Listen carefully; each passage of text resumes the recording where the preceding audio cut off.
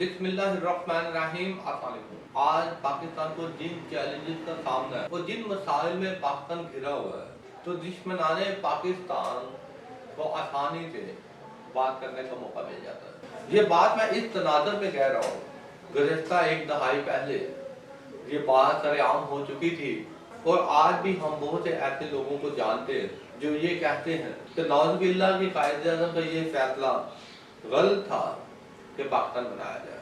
कि पाकिस्तान जिन मसाइल का शिकार है वो पाकिस्तान अभी तक इन मसाइल के दलदल से नहीं निकल सका और पाकिस्तान की मुआशियत रोज बरोज गिरती जा रही है और IMF से कर्जा लेना हर हुकूमत का वतीरा बन चुका है। कोई भी हुकूमत कोई ऐसा हल तलाश करने में नाकाम रही है जो पाकिस्तानी कौम को इन तमाम मसाइल से बाहर निकाल ले और खुद इस मुल्क को तरक्की के रास्ते पर चला है। दुश्मनाने पाकिस्तान ये बात इस वजह से करते हैं, पाकिस्तान जब हासिल किया जा रहा था तो मुसलमानों का अल्लाह से वादा था कि हम इस मुल्क में अपना निज़ाम कायम करेंगे और इस मुल्क में अपने दीन के मुताबिक ज़िंदगी गुजारेंगे। भारत में मुस्कान लड़की का जो वाक़या हमारे सामने आया कि किस तरह वो शर्पसंद अनासर की लगाई जाने वाली पाबंदी के बावजूद यूनिवर्सिटी में हिजाब पहन कर आए।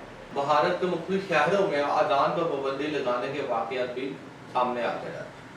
ये भी देखा जाता है कि बहुत से ऐसे मुसलमानों को बुरी तरह और दरिंदगी से मारा जाता है जो गाय को ज़िबा करते हैं। अगर हम देखें तो ये वाक़यात तो नए नहीं है, ये वाक़यात हमें पाकिस्तान से पहले भी आम थे। यही वो वाक़यात थे जब मुस्लिम और हिंदू आपस में मिलकर रहते थे और 800 साल गुजरने के बावजूद भी इनकी तहजीबों में तज़ाद होने की वजह से ये हमेशा एक दूसरे के मुखालिफ ही थे। तहजीबों में तज़ाद होने की वजह से ये कभी भी एक दूसरे के साथ मिलकर नहीं रह सकते।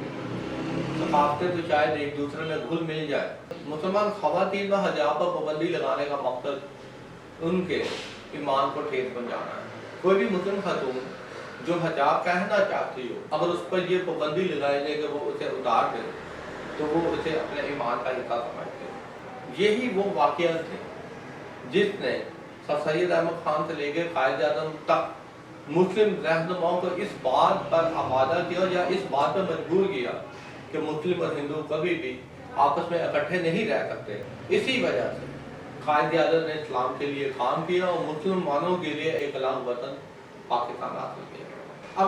अगर अब जब हम एक आज़ाद मुल्क में रहते हैं और इस आज़ाद मुल्क की सरजमीन पर कोई ऐसा शख्स ये बयान दे कि मुस्लिम और हिंदुओं को इकट्ठा रहना चाहिए या अमन की आशा में कोई प्रोग्राम जारी करे कि हमें एक दूसरे के साथ मेल जोल बढ़ाना चाहिए, हमें आपस में मिलकर रहना चाहिए और एक दूसरे की रंजिशों को ख़त्म कर देना चाहिए, तो ये सब सरासर वहम व गुमान की इंतहा। ऐसा न कभी होता रहा है न होगा।